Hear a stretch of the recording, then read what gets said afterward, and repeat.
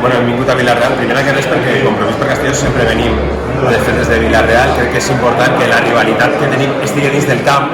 i no a l'hora de fer projectes. Tenim molts projectes en conjunt en la plana, de fet.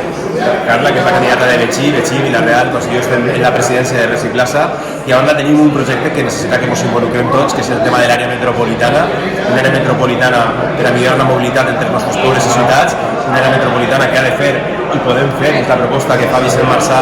i que portarà Joan Baldoví a terme de reduir el temps del Rodalia entre Castelló i València a 50 minuts, i això millora a tots els pobles, a la gent que va treballar, a la gent que va estudiar, i crec que és important, no?, que els candidats de diferents pobles acompanyem a Maria Fajardo, que ha de ser la pròxima alcaldessa de Vila-real, així a la seva ciutat. Sí, estem així avui per acompanyar la Maria sobretot. Com ha dit Ignasi, crec que fa falta molta connexió, un bon pla de mobilitat entre els municipis del nostre voltant. Ara mateix